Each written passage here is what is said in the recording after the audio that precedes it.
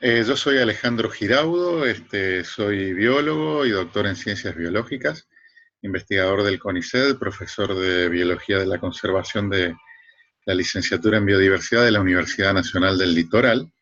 Y bueno, estoy un poquito acá charlando con los custodios del territorio por invitación de su equipo docente, para hablar un poquito de la biodiversidad, qué es la biodiversidad y centrarlo también un poquito en unos animalitos que son los reptiles, que nos traen tanto amores como las tortugas, a las cuales los humanos apreciamos mucho, incluso las castigamos para que sean nuestras mascotas, siendo animales silvestres, pero también las serpientes o los cocodrilos y yacarés, que son animales muy, muy temidos por el hombre, algunas veces justificadamente, pero la mayoría de las veces mucha de esa fauna no es peligrosa y cumple funciones muy importantes en los ecosistemas. Entonces, un poquito la idea es que derrumbemos mitos y creencias que tenemos sobre estos animales, porque verdaderamente cuando los conocemos, yo siempre digo conocer para querer y conservar, cuando los conocemos son un grupo de animales maravillosos, con especies muy particulares, muy interesantes en los ecosistemas, que tienen derecho a vivir como todos los seres vivientes y además nos dan muchas funciones esenciales para los humanos y constituyen un grupo que cuando lo conozcamos realmente lo podemos apreciar como otros grupos más cercanos, como ser los mamíferos o las aves, que son más familiares a nosotros. Bueno, primero me gustaría charlar un poquito sobre qué es la biodiversidad, ¿no? Bueno, todos tenemos una idea mínima de lo que es la biodiversidad. Por ejemplo, sabemos que en un desierto hay menos especies que en una selva tropical, o que en un lugar muy urbanizado también vamos a ver menos diversidad de animales y plantas que en un lugar silvestre. Pero ¿cómo definirla? En principio, una definición que me gusta es que es la propiedad que tienen los seres vivos de ser variables. Si nos miramos todos los humanos que compartimos una habitación, vamos a ver que ninguno es igual al otro. O sea que hay una diversidad a nivel de la misma especie. Tenemos distintas alturas, distintos colores de pelo, distintas características. Pero además, la diversidad está organizada a distintos niveles. Yo ahí estoy hablando a nivel de especies, pero podríamos decir también que somos genéticamente en la composición de nuestra información de las células distintos en algunas particularidades. Pero si ya vamos a nivel comunidad, o sea, cómo nos relacionamos nosotros con otras especies, vamos a ver que las comunidades también son diversas. O sea, los humanos no existimos solos, sino que nos estamos relacionando con las plantas que comemos, con las plantas que constituyen nuestro hábitat, con los animales de los cuales también nos alimentamos. En algún momento también había animales que se alimentaban de nosotros, sin lugar a dudas, y por ahí sigue ocurriendo. Y nos vamos relacionando en comunidades regionales, y después el siguiente nivel son los ecosistemas. Los ecosistemas son unidades funcionales o conjuntos de comunidades que se relacionan a través de los recursos bióticos y abióticos, y los ecosistemas tienen la posibilidad de funcionar por sí mismos sin aportes externos. Eso es lo que sería un ecosistema básicamente. Los ecosistemas tienen distintas comunidades, por ejemplo las de plantas, las de animales, las comunidades de humanos, sin lugar a dudas, de insectos, de aves o de reptiles, como decíamos. Y es también el gran diccionario de la vida, la biodiversidad. Con esto me refiero al enorme caudal tanto de organismos extinguidos, de los cuales de una forma u otra provenimos a través de la evolución, como los organismos que viven actualmente interaccionando en el planeta Tierra. Y acá viene una definición muy interesante para entender la biodiversidad, que es la definición que más me gusta a mí de biodiversidad. La biodiversidad es el resultado del proceso evolutivo.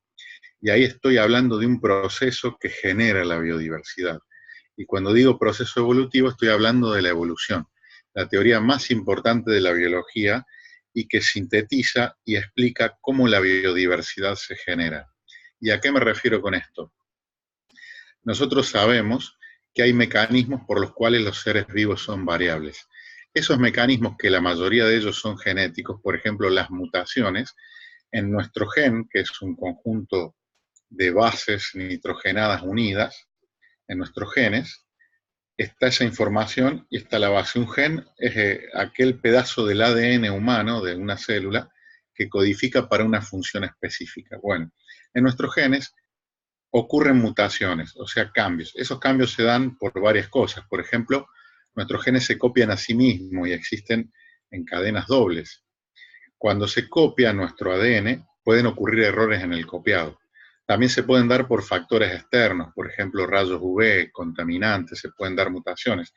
Y también otra gran fuente de variabilidad, además de las mutaciones, es la reproducción sexual, en donde un macho y una hembra de una especie entregan la mitad de su genoma y ese genoma que se encuentra por primera vez, esas cadenas simples que se encuentran por primera vez, generan una información única. Aunque nosotros somos en parte parecidos a nuestros padres y a nuestras madres, somos únicos porque tenemos la mitad de cada uno.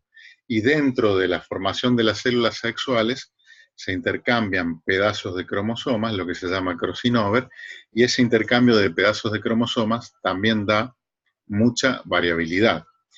Esto puede parecer complicado, pero seguramente si ustedes miran un libro de biología, pero como sea, lo notable es que hay mecanismos intrínsecos en todos los organismos para generar variabilidad, ¿sí? Bueno, sobre esa variabilidad después puede o no actuar el ambiente, pero lo importante es que esa variabilidad es preexistente. ¿Y a qué me refiero con el ambiente? Puede venir un cambio ambiental, por ejemplo, un caso típico es el que nosotros conocemos de los libros de las mariposas con la Revolución Industrial Inglesa, que en Londres, cuando vino la Revolución Industrial, pre-revolución había unas mariposas blancas que eran abundantes. Después de la revolución, como los árboles se empezaron a llenar de hollín, las mariposas blancas empezaron a ser más predadas por los pájaros y las mariposas negras, que era parte de la variabilidad preexistente, empezaron a aumentar en frecuencia. En realidad la selección natural no puede inventar nada nuevo, simplemente es un cambio ambiental que va a modificar la supervivencia o la reproducción de ciertos fenotipos, o sea, de ciertas expresiones de nuestros genes. Y obviamente va a terminar actuando sobre los genotipos.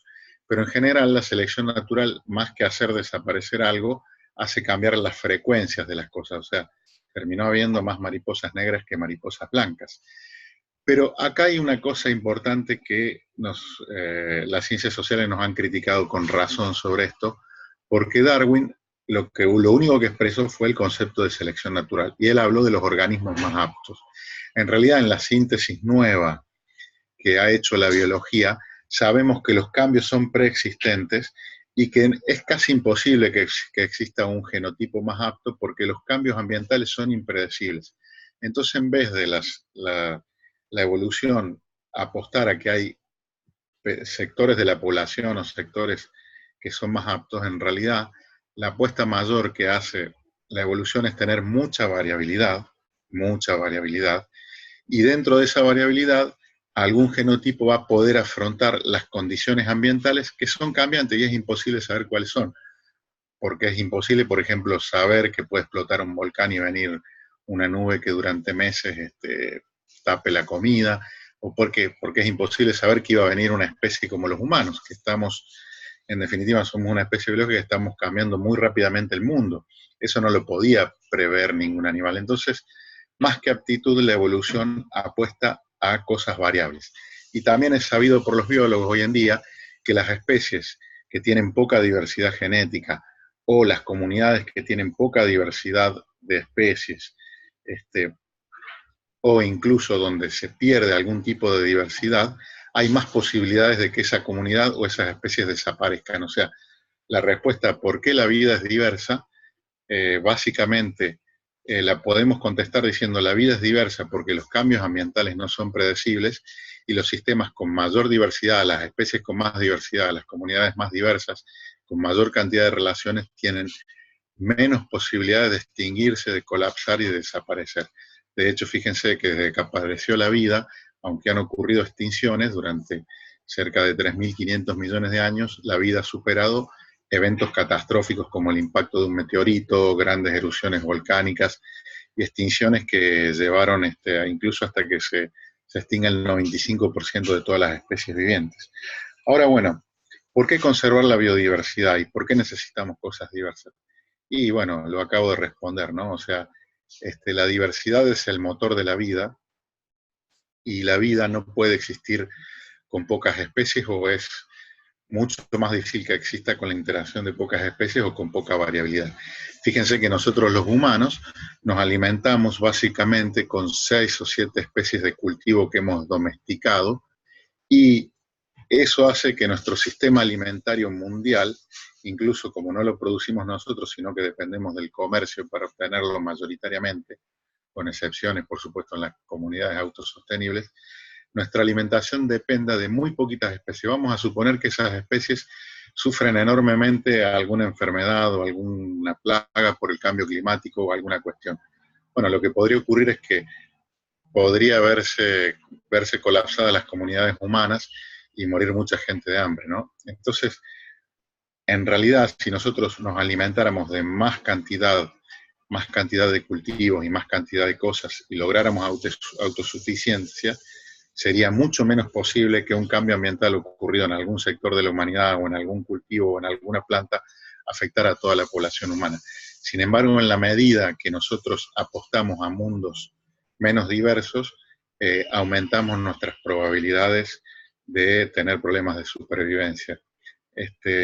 Entonces, bueno, por otro lado, la biodiversidad es el motor que relaciona a toda la biosfera, toda la vida. Podemos decir que la biosfera es un gran sistema que sin duda contiene a los humanos. O sea, los humanos no podemos tomar más recursos que los que la biosfera nos da. Si no, sería insostenible el mundo y tarde o temprano colapsaríamos. Pero ¿cómo esos nutrientes y esas cosas que necesitamos, que son cosas orgánicas que producen los seres vivos, llegan a los humanos? Y bueno, básicamente los seres vivientes forman tramas tróficas y lo que llamamos ciclos biogeoquímicos, que son ciclos de la naturaleza, por ejemplo, del nitrógeno, que es fijado por bacterias, tomado por plantas, transformados en compuestos orgánicos, o incluso el ciclo del oxígeno y la fotosíntesis, que termina formando las únicas moléculas orgánicas que necesitamos todo el resto de los organismos que no somos fotosintéticos. Entonces, la biodiversidad está relacionada a través de tramas tróficas y ciclos biogeoquímicos en todo el sistema de la biosfera, y podemos decir que ese sistema es mundial. Por eso, al desaparecer la biodiversidad, podemos afectar nuestras fuentes de alimentación, nuestras fuentes de supervivencia o las fuentes de alimentación de otras especies que son esenciales para nosotros. Esto es una cuestión muy importante porque la verdad que la biodiversidad cumple muchas funciones, pero además, si no existiera la biodiversidad, viviríamos solos en el planeta y verdaderamente nadie discute éticamente el valor de la vida humana. Eso es algo que tenemos asumido culturalmente y no es algo que esté bajo discusión. De la misma manera, todos los otros seres vivientes tienen derecho a sobrevivir y no ha existido una especie como nosotros que seamos capaces de volar de la faz de la Tierra a otro ser viviente, cosa que nosotros lamentablemente sí estamos haciendo y a una tasa de extinción que supera entre 100 y 1000, 2000 veces lo que es la tasa de extinción natural que ha existido en esas crisis de extinción que he mencionado. Por ejemplo, cuando cayó el meteorito en el Cretácico y desaparecieron la mayoría de los dinosaurios, las extinciones duraron varios millones de años. Ahora nosotros en siglos estamos extinguiendo una gran cantidad de especies. Bueno, eso es algo para meditar sobre lo que estamos haciendo, porque obviamente todas estas grandes extinciones desaparecieron cuando el principal factor de extinción cesó. O sea, cuando cayó el meteorito se formó una gran nube de polvo que impidió la fotosíntesis en la Tierra. Cuando esa nube desapareció y los rastros del impacto desaparecieron, los organismos sobrevivientes pudieron continuar la evolución.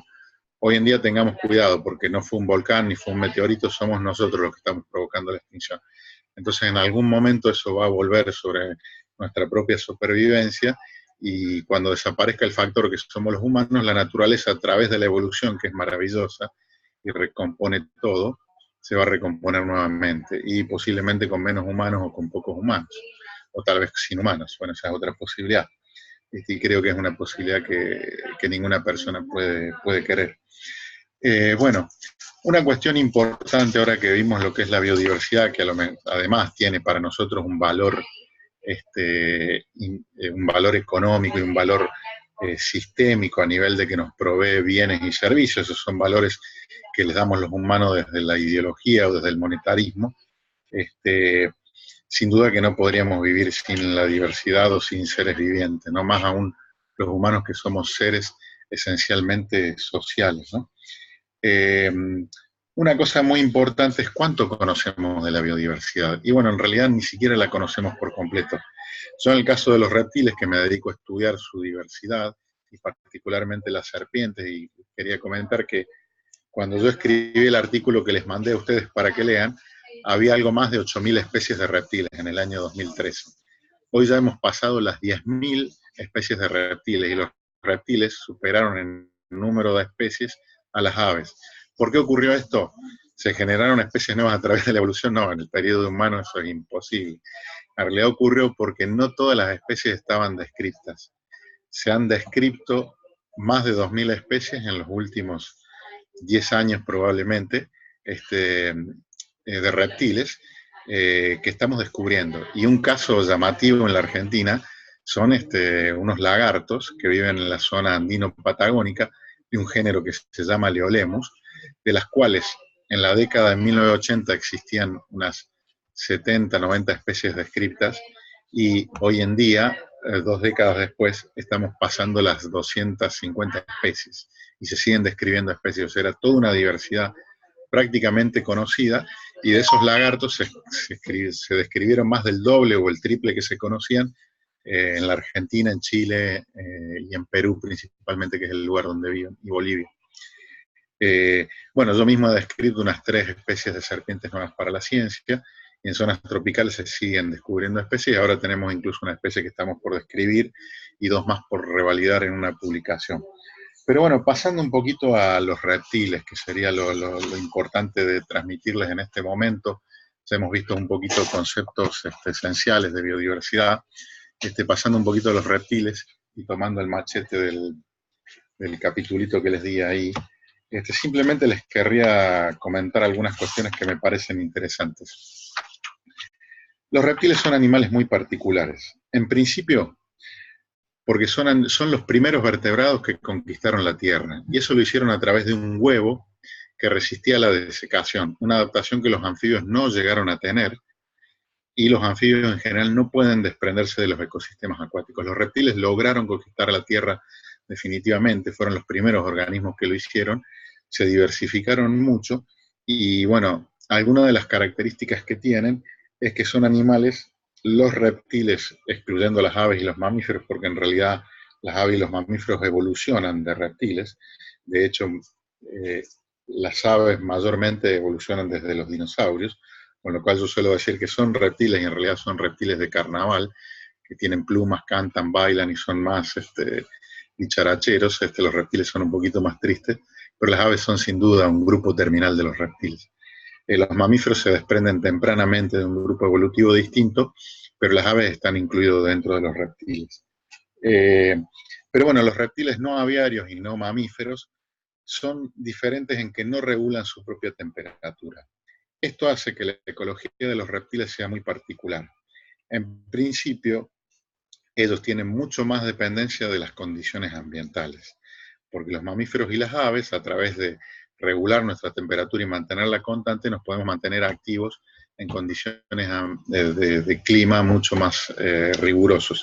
En cambio, los reptiles en climas rigurosos, sea calor extremo o frío extremo, pueden fallecer o pueden morir por esas inclemencias, con lo cual tienen que tener estrategias para refugiarse, a veces hibernar si es necesario, y también baja su metabolismo, con lo cual no se alimentan cuando las condiciones climáticas no son adecuadas, ¿no?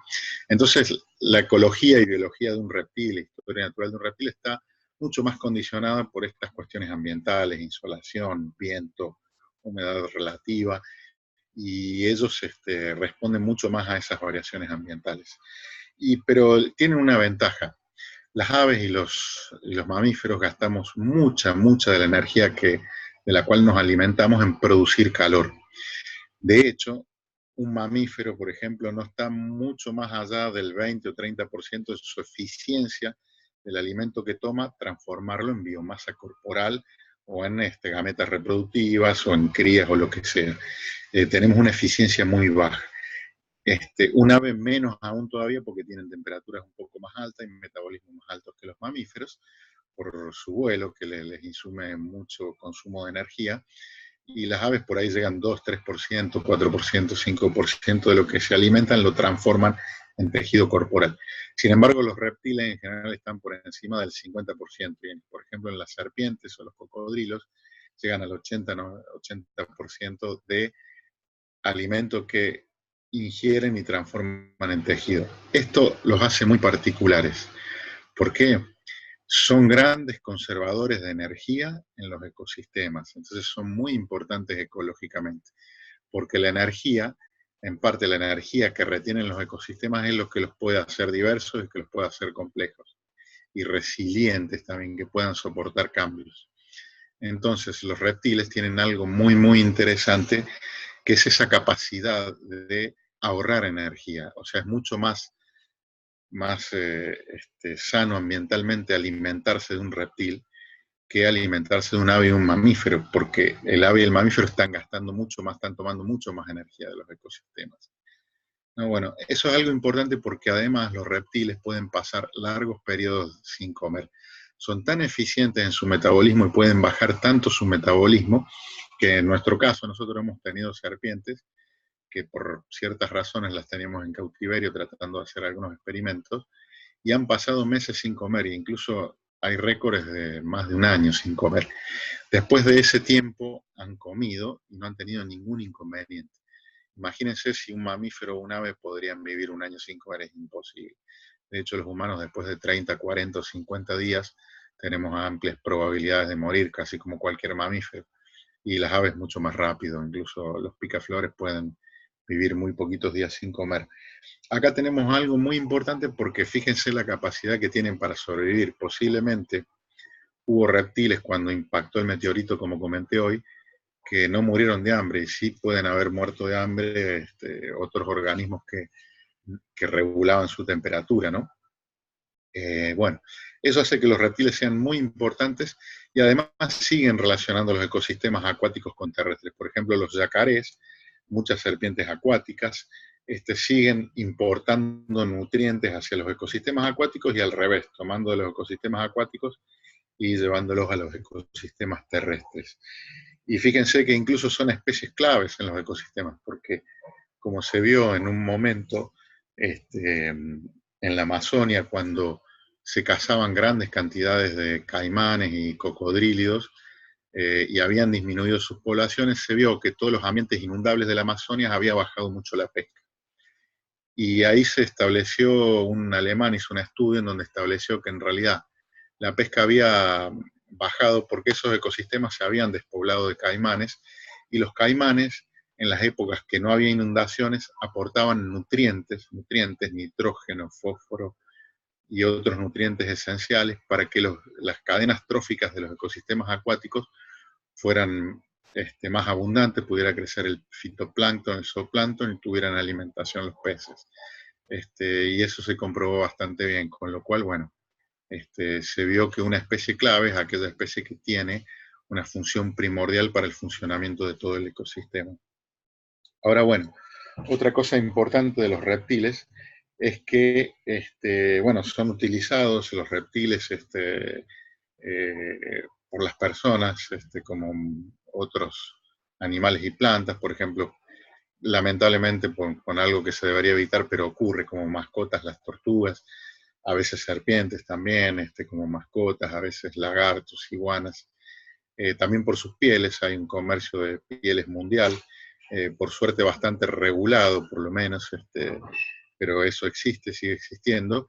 Y además otra cosa importante es que en el caso de las serpientes venenosas, nosotros necesitamos a las serpientes venenosas, no podríamos extinguirlas aunque quisiéramos, porque la única solución que hay a la mordedura de una serpiente venenosa es tomar el veneno de la serpiente y fabricar un suero, y esos sueros se fabrican inmunizando generalmente caballos para obtener su sangre y del suero que tiene los anticuerpos, porque el animal está inmunizado, para lo cual le van poniendo dosis desde muy pequeñas hasta dosis crecientes para que la cantidad de anticuerpos sin que el animal sufra o muera aumente en su sangre. Ese suero con anticuerpos, obviamente eh, con un proceso de depuración, es el que se inyecta para salvar la vida de una persona que ha sufrido un accidente ofídico.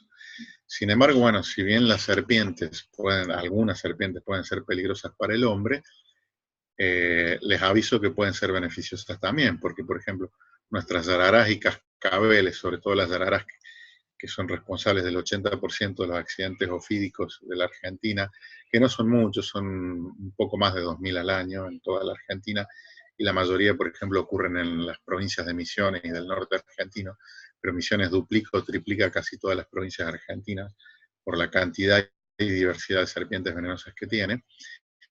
Los accidentes ofídicos no son muchos, la mayoría se curan con atención médica que tenemos en nuestros dispensarios, pero fíjense que las serpientes venenosas de Argentina se alimentan casi exclusivamente de roedores, yararás y cascabeles. Y esos roedores, como las ratas comunes o el colilargo, provocan muchos más problemas sanitarios cuando aumentan sus poblaciones que las serpientes. Estoy hablando de enfermedades como la leptospirosis, como el hantavirus, que tienen muchos más casos fatales en las poblaciones humanas que las mordeduras de serpientes. Y sin embargo, cuando matamos a las serpientes estamos también quitando un factor de control natural sobre estos roedores, con lo cual bueno, la naturaleza dicen que es sabia, y en parte lo es, ¿no? Porque las mismas serpientes nos están también haciendo prevenir o controlando otro posible flagelo que podrían tener las poblaciones humanas. Y en realidad la mayor parte de las serpientes argentinas son inocuas para el hombre o inofensivas para el hombre. De hecho, solamente 18 especies, cascabeles, yararás y corales, la mayor cantidad son yararás, unas 10 especies, cascabel hay una sola y corales hay unas 8 especies. Hemos descubierto de hecho un par más para Argentina, son las que potencialmente son riesgosas para el hombre. Pero los accidentes ofídicos son muy fáciles de prevenir, por ejemplo, saliendo con ropa adecuada al campo, usando botas de goma, no metiendo la mano en huecos, no levantando leña sin antes moverla, limpiando los alrededores de las casas o los campamentos en lugares silvestres. Y bueno, verdaderamente es mucho más fácil que se nos caiga un piano en la cabeza, nos mate un rayo o nos atropelle un auto, a que ocurra un accidente ofídico. Y de hecho, cuando ocurre, van a ver ahí en el libro también unas pequeñas recomendaciones, como identificar a las serpientes. Cuando ocurren esos accidentes, tenemos que ir a un centro médico y hay una atención eficiente. No, la mayoría de las veces no existe mortalidad en los accidentes ofídicos de las serpientes argentinas.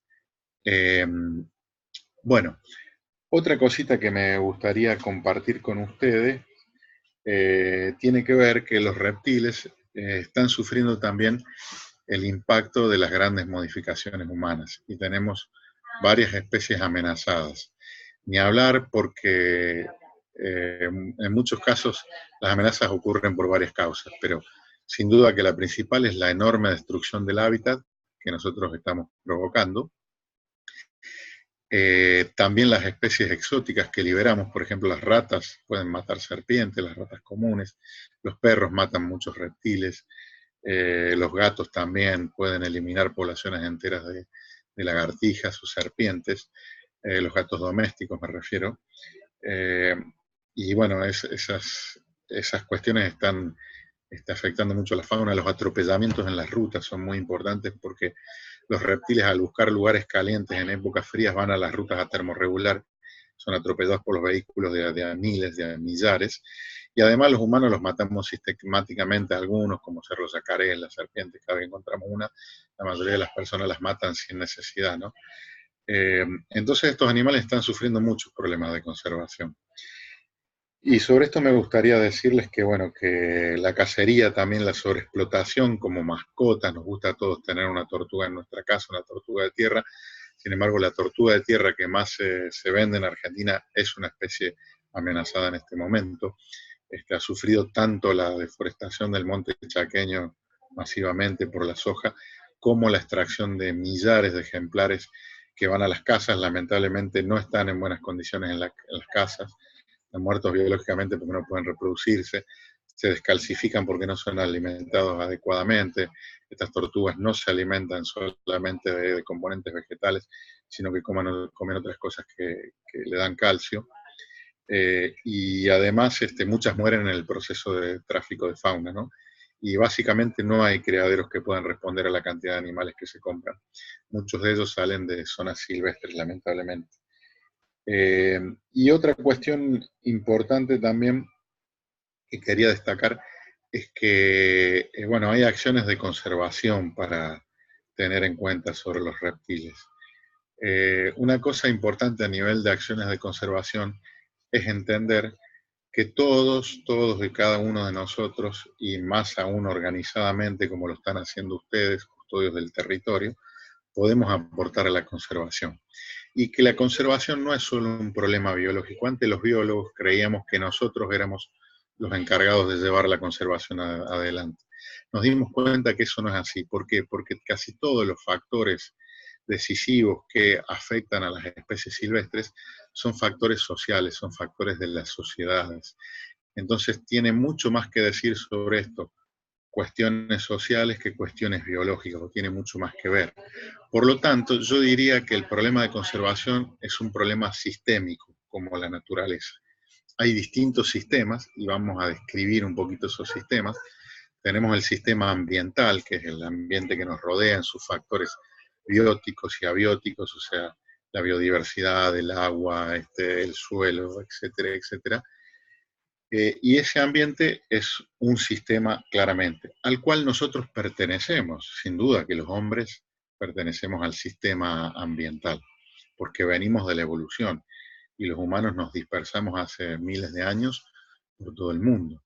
Ahora, bueno, el sistema humano no es solo ambiental. ¿Por qué no es solo ambiental? Porque si bien en parte es biológico, tenemos las mismas necesidades que otros primates y cualquier otra especie viviente, los humanos hemos generado algo nuevo que no existía antes, que son las sociedades artificiales. O sea, hemos inventado un montón de cosas como ser las ciudades, el edificio donde estoy hablando, esta computadora, el programa por el cual nos estamos comunicando. Todas esas son invenciones humanas. Entonces las sociedades trascendieron el mundo natural o ambiental. Y esas sociedades hoy en día son tan complejas como lo es el mundo ambiental. O sea, la complejidad, piensen ustedes, de un pequeño pueblo, de las relaciones escuela, gobierno, maestra, familia, club de barrio, organización no gubernamental que le gusta la naturaleza, organización gubernamental que no le gusta la naturaleza, etcétera, etcétera, productores, industrias, etcétera. Es tan compleja la sociedad que hay que especializarse tanto como para estudiar la naturaleza para entender las sociedades, ¿sí? Y además los humanos tenemos otra particularidad, que es una psicología única. Nuestro nivel de abstracción y el gran desarrollo que tenemos del sistema nervioso, así como nos lleva a comprender, a tener estas charlas que son sumamente interesantes, también nos lleva a ser psicológicamente complejos. Entonces el sistema humano en parte es ambiental, en parte es cultural y social, porque nacemos en una sociedad que nos va a formar como personas y nos va a dar elementos de los cuales nosotros vamos a actuar en relación a la sociedad en donde nos educamos. Tiene los elementos culturales, pero la cultura me gustaría tomarlo como otro de los sistemas, ya les voy a decir por qué. Y tenemos la cuestión esta psicológica que es muy llamativa. Por ejemplo, psicológicamente los argentinos condicionamos nuestra economía en parte porque estamos siempre pensando en el dólar, y otros países no lo hacen, y ese es un tema psicológico exclusivamente del pueblo argentino, y puede ser que de algún otro, pero sin duda es que nuestra psicología también influye. Por eso es un sistema complejo. Y en esos sistemas entienden otras ciencias, por ejemplo, las ciencias sociales propiamente dichas. La economía es otro sistema del cual voy a hablar, pero, por ejemplo, la sociología, la psicología, la antropología, que es una ciencia mixta.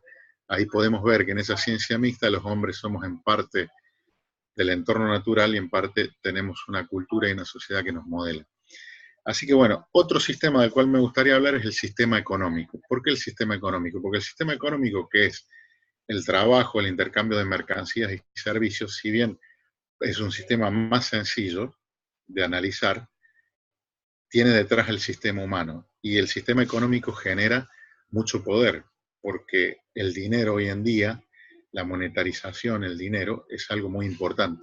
Y de hecho, economías virtuales, como por ejemplo la especulación financiera, que da dinero virtual, porque yo no sé dónde lo saco, es simplemente por ponerlo en un banco de intereses, yo después puedo tomar ese capital, comprar tierras y deforestar.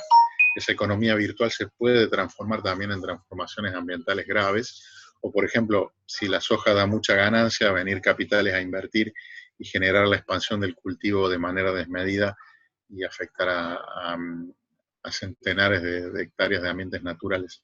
Entonces la economía es otro de los sistemas que tenemos que tratar. Otro de los sistemas es el sistema político, obviamente, que el sistema político habla de las relaciones de poder entre las sociedades y de cómo se administran las sociedades, cómo decidimos relacionarnos y administrar una sociedad determinada. Y el sistema político está obviamente relacionado con el sistema humano, con el sistema económico y con el sistema ambiental. Y de hecho, el sistema político también puede influir mucho a través de la legislación, a través de decisiones, a través de diferentes cosas. Por ejemplo, hay países que jamás permitieron que se sembrara soja transgénica, con lo cual no se expandió la soja en sus dominios y conservan, por ejemplo, muchos cultivos, como puede ser Francia, parte de Europa, Suiza. Este, y otra cosa, el sistema político también tiene que ver con las decisiones legislativas, como la ley de bosques o como otras leyes ambientales, o incluso el que no existan leyes ambientales también tiene que ver con el sistema político. Entonces el sistema político es muy, muy importante. O, por ejemplo, el control del tráfico de cueros, que fue hecho por CITES, que es una convención de países que compraban cueros al mundo de animales silvestres y que decidieron decir, bueno, no, vamos a dejar de comprar hasta que no tengamos la certeza de que esos cueros vienen de aprovechamientos sostenibles y no del tráfico. Y de esa manera se recuperaron, por ejemplo, las poblaciones de yacarés y cocodrilos en todo el mundo, a través de una decisión de una convención internacional liderada eh, por países centrales en el mundo. Ahora, bueno, otro sistema es el sistema cultural. Y el sistema cultural, ¿por qué digo que es un sistema en sí? Porque el sistema cultural está compuesto por todo lo cognitivo que tiene el hombre. Por ejemplo, la ciencia es parte del sistema cultural, esto que estamos haciendo es parte del sistema cultural, pero también, por ejemplo, los saberes ancestrales, los saberes tradicionales de cómo cultivar en los Andes, o cómo pescar a alguien en el río Paraná, en una isla, o incluso la cultura que nosotros adquirimos en las ciudades, es parte del sistema cultural, nos sirva o no ambientalmente, o cómo manejar este programa, por ejemplo, que hoy no podíamos conectar. La educación formal es parte del sistema cultural, Custodios del Territorio con su esquema educativo de difusión es parte del sistema cultural, y entonces ese otro sistema que puede modificar a los otros. Entonces todos los problemas ambientales son siempre interacciones de todo este sistema, en general no es solo ambiental, y de hecho no me gusta hablar de problemas ambientales, yo llamaría que son socioambientales, porque los problemas ambientales tarde o temprano perjudican a las sociedades. Entonces podemos analizar la conservación de una especie determinada o de una comunidad como ser los reptiles como un problema ambiental. Cuando yo les digo, bueno, todos eliminamos a las serpientes, hay sin duda que el cambio es sobre todo cultural. ¿Por qué? Porque tenemos que sacarnos de encima esa creencia de que todas las serpientes son, digamos, la representación del mal, que es algo cultural que viene de nuestras religiones monoteístas, y que caló muy profundamente. Y unas pocas son peligrosas. Bueno, conozcámoslas y tengamos cuidado con esas, pero no matemos a todas. Entonces ahí el cambio es mayormente cultural. Ahora si hablamos de la destrucción del hábitat, el cambio es mayormente político-económico. ¿Por qué? Porque la destrucción del hábitat en la Argentina se está dando de la mano del avance de la frontera agropecuaria y el tema económico de cuánto rinde la soja, de cómo se está cultivando, etcétera, etcétera, tiene mucho más que ver que la parte cultural. Aunque bueno, también podría ser que culturalmente los productores argentinos no hubieran tomado la soja, pero sí la tomaron y de hecho eso ocurrió. Y de hecho, por ejemplo, la soja es una innovación técnica, una innovación cultural, ¿no es cierto?, de transmitir un gen hacia una planta que no lo tenía. Y la política siempre influye, porque si queremos hacer un cambio cultural, posiblemente necesitemos que la política colabore, por ejemplo, en insertar esos contenidos culturales en el sistema educativo. Entonces, como les digo, los problemas son siempre sistémicos. Y en el caso de la conservación de los reptiles pasa como la conservación de cualquier otra especie, y como en el caso de la conservación de la biodiversidad. Por eso, el desafío que creo que ustedes han tomado como custodios de relacionarnos, sectores educativos, sectores científicos, sectores políticos que son muy necesarios, y tenemos que entender que la política tiene que ver con las relaciones de poder. O sea, cualquiera que quiera hacer política tiene que tener algún tipo de poder. El poder del voto, el poder económico, el poder de la justicia, tiene que haber el poder de control, tiene que haber algún tipo de poder para establecer políticas, y tenemos que entender de que eso trata la política esencialmente. Aunque nos quejemos, tenemos que entenderla, porque es un sistema que hoy en día también puede tener mucha influencia en una problemática ambiental, sin lugar a dudas. Y bueno, y mi mensaje un poco final es decirles que estamos en una crisis socioambiental que abarca los reptiles, que los reptiles no son demonios ni nada parecido, que tenemos que conocerlos y observarlos como a todas las otras especies.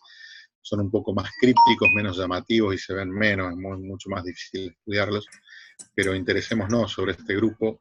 Pueden leer ahí lo que yo les pasé. Y también es muy importante que tengamos en cuenta otros grupos. Y de hecho, el segundo trabajo que les estoy dando con la influencia del cambio climático, que es un cambio inesperado para el hombre. Ahí fíjense que es verdaderamente sistémico y que el mundo es un sistema, porque las emisiones de dióxido de carbono y gases invernadero hechas mayormente por Estados Unidos, la Europa desarrollada y China, han influido sobre el clima mundial, y todos estamos sufriendo los problemas climáticos. De todos modos, si nosotros fuéramos desarrollados y tuviéramos la misma población que esos países, habríamos hecho lo mismo, no nos comportamos diferente. Pero bueno, ellos son ahora los principales responsables y son los que deberían disminuir sus emisiones, si no el cambio climático va a seguir y se va a empeorar. El cambio climático va a modificar la distribución de las especies, ni hablar de los reptiles. Y desde la ciencia podemos ver en el segundo trabajo que les di, que lamentablemente está en inglés, que el cambio climático puede modificar dónde debemos tener las áreas protegidas, cómo protegerlas, porque bueno, las especies van a tener que o adaptarse al cambio, lo cual es una posibilidad, puede ocurrir, pero puede no ocurrir, o cambiar su distribución siguiendo el clima que a ellos les es óptimo o que les es adecuado, ¿sí? Pero además, para cambiar su distribución van a tener que desplazarse en el territorio, y van a tener que desplazarse por lugares que haya conectividad del paisaje, o sea, que pueden llegar a no desplazarse a donde tienen que ir. Otra posibilidad es que no logren desplazarse, que no logren adaptarse y que desaparezcan o disminuyan. Y esa posibilidad va a traer también extinciones y problemas de conservación. En este caso, nosotros vemos sobre las aves amenazadas de Santa Fe cómo modificarían sus distribuciones. ¿Por qué? Porque tenemos en este momento herramientas para conocer cuál es la distribución potencial de la especie, o sea, cuáles serían los lugares más adecuados climáticamente y ambientalmente para que la especie ocurra en base a los registros que existen y a variables climáticas que existen para todo el mundo. Ahí podemos nosotros hacer unas correlaciones que nos dan información sobre qué variables son las que condicionan mayormente a una especie. Como tenemos a través de modelos que han desarrollado, por ejemplo, la Convención de Cambio Climático Internacional, tenemos modelos climáticos que han hecho los científicos, que son modelos climáticos futuros, e incluso tenemos modelos climáticos pasados. Pero con esos modelos climáticos futuros de cómo cambiaría el clima en un escenario, por ejemplo, donde se controla el dióxido de carbono, cosa que no se está haciendo porque Estados Unidos boicoteó el último protocolo climático de Francia, la temperatura podría aumentar. Seguramente la temperatura va a aumentar, pero puede aumentar 2, 3 grados o puede aumentar 8 grados. Si aumenta 8 grados en poco tiempo sería gravísimo. Y se modificarían mucho más rápido las distribuciones de las especies. Entonces, un poquito lo que hicimos en ese trabajo, ver tanto cómo la huella humana, o sea, las modificaciones de los humanos, como el cambio climático, va a influir sobre dónde nosotros deberíamos tener un sistema de áreas protegidas representativos o áreas prioritarias para conservar bajo distintas categorías, para que estas especies puedan modificar sus distribuciones o para que las reservas del futuro contengan a estas especies amenazadas. Que siempre las especies amenazadas son prioritarias a nivel de conservación porque si bien hay que categorizarlas y es una hipótesis que una especie sea amenazada, son aquellas que tienen mayor probabilidad de extinguirse en el corto plazo de continuar las modificaciones humanas sobre el ambiente. Entonces, fíjense que la ciencia nos está dando herramientas para entender qué pasaría con las especies en el futuro. Y eso es lo importante, la ciencia es capaz de prescribir, de realizar apreciaciones de escenarios futuros que nos permitan responder de una manera más ajustada a los cambios. De hecho, el cambio climático es algo claramente descubierto por la ciencia, no teníamos idea de que existía hasta que los que medían temperatura y analizaron científicamente las temperaturas disponibles desde el principio, fines de los siglos pasados, vieron que la curva de temperatura venía en ascenso más allá de las variaciones que existen, ¿no? Bueno, con todo esto sí me gustaría a mí plantearles un poquito que yo creo en un modelo de conservación transdisciplinario. ¿Con qué me refiero a eso? En principio tiene que ser sistémico, o sea, tenemos que tener a todos los sistemas tratando de comprenderlos lo mejor posible, interaccionando entre sí para que sea exitoso y pueda tener consecuencias a largo plazo. En segundo término, la ciencia la veo como un gran engranaje básico que nos está dando información para actuar más correctamente en la acción. ¿Por qué? Porque la conservación es una tecnología. Y cuidado con esto, diferenciemos bien ciencia de tecnología. A veces yo veo que mucha gente dice, no, la ciencia es terrible porque nos llevó a los cultivos de soja, a la bomba atómica. Eso no fue la ciencia básica, que es la ciencia que en general tiende a ser neutra, pues es discutible, pero tiende a eso, sino que es la tecnología. La tecnología es la aplicación de un conocimiento científico con un fin determinado. El fin siempre es ideológico. Si la ideología es buena, la aplicación es buena. Si la ideología es mala, la aplicación es mala. De hecho, la conservación es la aplicación de conceptos de la biología y de otras ramas hacia conservar la biodiversidad.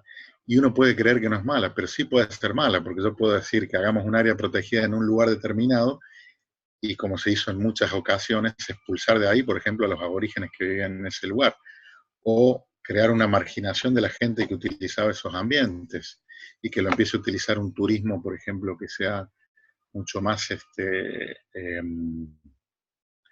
de gente, digamos, más adinerada, como ocurre, por ejemplo, con los mapuches en los grandes parques de la Patagonia, que en parte pueden ser excluidos de ciertas actividades y en parte esas actividades luego son capitalizadas por quienes tienen capacidad de inversión turística, o los Andúa Guaraní en el Parque Nacional Iguazú.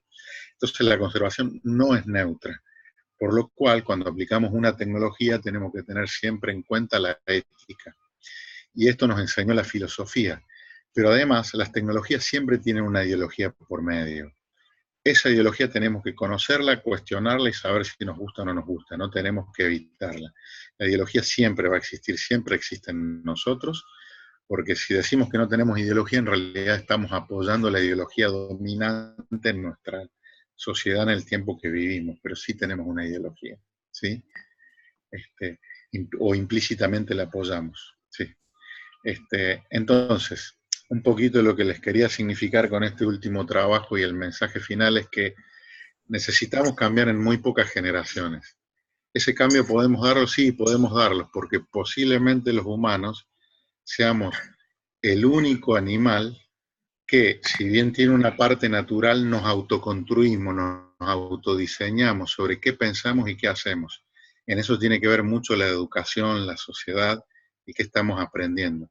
Entonces la pregunta clave es qué estamos aprendiendo para afrontar estos problemas socioambientales. Si hacemos un esfuerzo mundial y si existieran políticos y vamos a llamarlo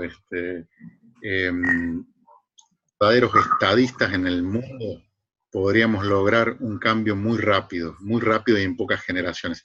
Y eso ha ocurrido otras veces, por ejemplo, cuando durante la Segunda Guerra Mundial, cuando países con distintas ideologías como Estados Unidos y Rusia se unen para combatir a un fascismo racista que era terrible para el mundo y que había conquistado una buena parte del mundo, estos líderes dejaron de lado su bien de país, su bien personal o el bien de ciertos sectores por un bien común.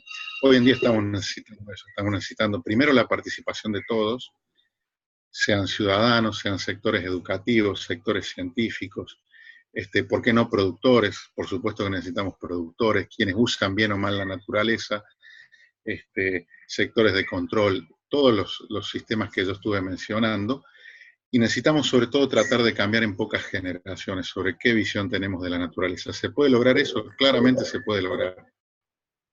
El tema es que tiene que haber algo mancomunado, por eso digo que es sistémico. La ciencia aportando datos, la gente actuando en consecuencia, la educación con un fil y la política con un fil altruista, o sea, que sea por el bien común, por el bien del ambiente, mejorando también la calidad de vida de manera equitativa de todas las personas, no siempre priorizar las ganancias económicas sobre el bien común a todos los niveles, ser más equitativo con la gran extracción de recursos que hacen los humanos en la Tierra. Todas esas son cuestiones centrales, son cuestiones que van a influir en la conservación. Por eso, bueno, nosotros aportamos los conocimientos sobre biodiversidad, tratamos de aportar ideas sobre esto, de hecho también ideas de conservación, pero bueno, requerimos de la participación de todos y también, ¿por qué no?, de la innovación social, porque yo creo que Custodios del Territorio es una propuesta innovadora que salió en parte desde la sociedad, con lo cual podemos ver que puede haber ideas sociales que se tienen que llevar adelante y esas ideas pueden ser también motores de cambio que necesitamos hacer, yo creo que en pocas generaciones, porque si no vamos a tener problemas cada vez más agudos. Bueno, eso es todo por hoy, espero no haberlos cansado y agradezco a Custodios del Territorio, a Andrea y todo su equipo por la invitación. Ale, y no te nos vayas todavía, porque estamos con Tuti, que coordina este bloque que termina hoy, y con Silvia, que coordina un poco el trayecto formativo. Y la verdad es que, bueno, queríamos agradecerte profundamente el tiempo y también hacerte alguna pregunta, pero contarte que justamente el desafío de vernos virtualmente, que tampoco sabemos cómo hacer muchas veces, era exactamente lo que sucedió con tu charla y con el resto, comentar los materiales de los cuales uno tiene una experiencia a primera mano, en el caso tuyo los estás de forma directa, pero personalizar el agradecimiento, ¿no? Me toca hacerlo a mí, pero es como en nombre de un montón de personas, ya podemos decir cientos de personas, es muy fuerte eso, yo me siento un ser humano afortunado, y creo que somos un grupo privilegiado, y quería agradecértelo como públicamente, porque bueno, te sentimos parte, ya fuiste profe de la diplomatura, ahora sos un profe invitado del trayecto, y hoy mismo nos llegó un pedido de algunos datos porque ya reservaron un cupo para 2020 para hacer el encuentro ahí donde vos nos estuviste dando clases también durante la Diplo, y ya estamos con Córdoba, que está también mandando cartas oficiales a la universidad para que la diplomatura se dé el año que viene en Córdoba, y también nos llegaron pedidos de misiones para evaluar que la diplomatura a futuro sea ahí. Entonces eso habla de todo lo que estás diciendo, ¿no? De alguna manera esa sed de hacer algo que exceda nuestros propios intereses, ¿no? Así que no es ninguna casualidad que estés del otro lado, no es que no teníamos a quién poner, generalmente nos quedamos cortos de días, siempre hay gente que está dispuesta a ayudar, y recalcar ese agradecimiento, porque todos están ocupadísimos, nosotros sabemos muy bien la calidad de trabajo que vos hacés a través de los años, venimos leyendo y sabemos muy bien cuál es tu trabajo, lo admiro profundamente, realmente creo que tienen también grupos increíbles de compromiso alto, y hay que poder decir eso, de que uno se siente un grupo más allá de en qué universidad esté. Así que un honor, un privilegio, un gran orgullo poder reunir las voluntades y poner en escucha un montón de gente inspirada por ustedes. Así que yo me acuerdo haber visto en tu oficina los mapas cuando estaban todavía en elaboración, y me pareció un trabajo increíble. Que estén publicadas estas cosas me parece sustancial, porque a veces uno no tiene cómo guiar los esfuerzos si no están esos puertos y esos nortes. Así que creo que también es una inspiración para los chicos que quieren hacer sus posgrados y que quieren seguir investigando para la conservación. Y sí se me ocurría una última pregunta para no dejarte ir un ratito más, que era, que también ¿Vale? estamos, creo, ahí en tu oficina, que es cuando uno tiene vocación y voluntad para hacer algo en el lugar en que le toca, a veces cae en un área de privilegio, un área natural de privilegio, otras no, le toca, no sé, una lagunita en el medio de un zojal. Entonces nosotros hemos creado, como bien sabés, esta figura que se llama SEA, Sitio Educativo Estratégico para las Aves, pensando en dar valor a cualquier lugar que sea estratégico para una forma de vida, ¿no?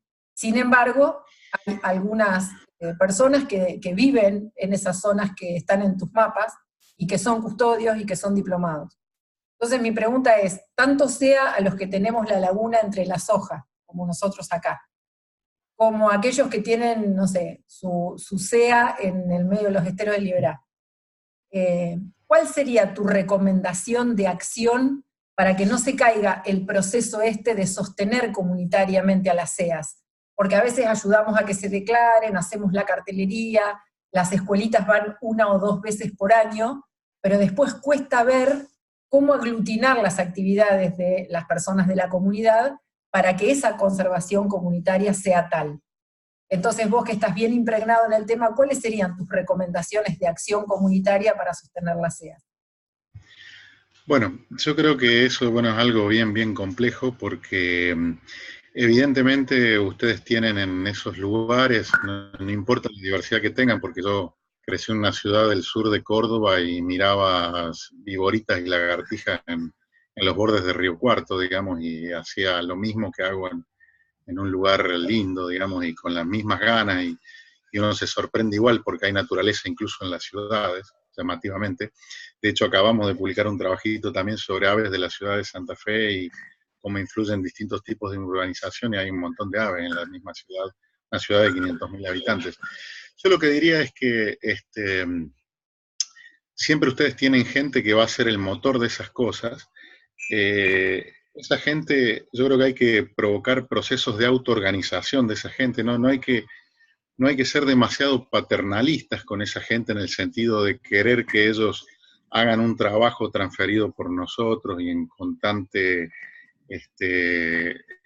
digamos, en constante feedback, sino que yo confío bastante en que tienen que autoorganizarse, que tienen que tomar toda la información posible, y que nosotros trabajamos más como mediadores de esa gente, que tenemos que dejarlos que hagan, que vean, que vivan procesos, ¿no? Como hemos vivido nosotros, y en esos procesos ellos se van a ir reafirmando, van a tener sus problemas seguramente, pero sobre todo lo importante es que se planteen proyectos realizables y que esos proyectos no sean solo cosas grandes y de afrontar, sino que haya cosas pequeñas que les vayan dando un poco de resultados a corto, mediano y mediano plazo, en donde tal vez enfrentar un problema ambiental no se vuelva algo frustrante o que yo termine pensando que eso se me va de las manos o que no puedo hacer nada.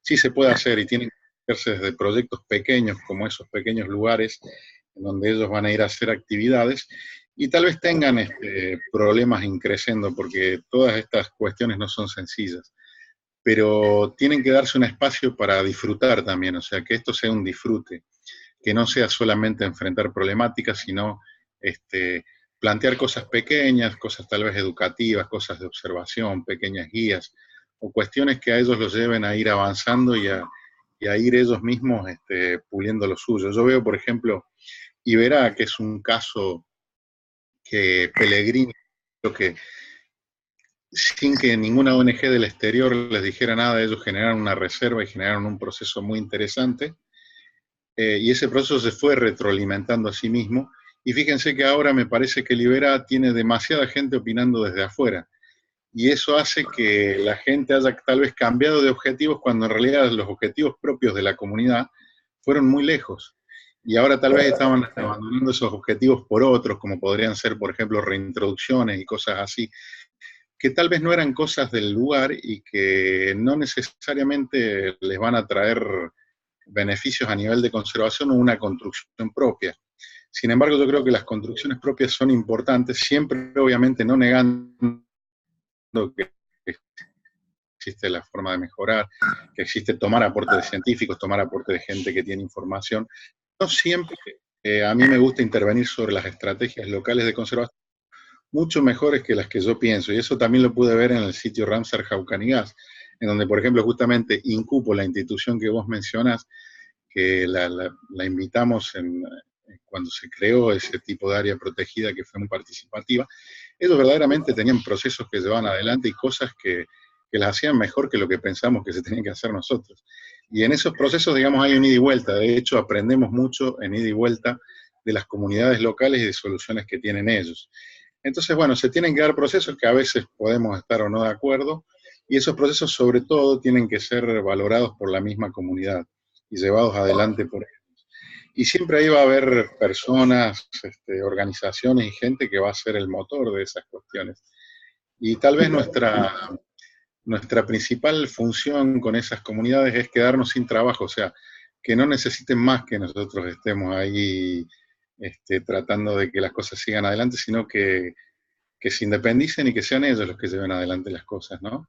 Y también un poco lo que se suele llamar manejo adaptativo, todo esto es un poco de prueba y error, a veces podemos hacer cosas bien, cosas mal, tenemos que sentarnos cada tanto, evaluar, reformular, rehacer, y darnos cuenta que no siempre vamos a poder seguir el camino que queremos, que a veces tenemos que seguir caminos alternativos y que tenemos que ser capaces de replantearlos, ¿no? Eso es muy importante.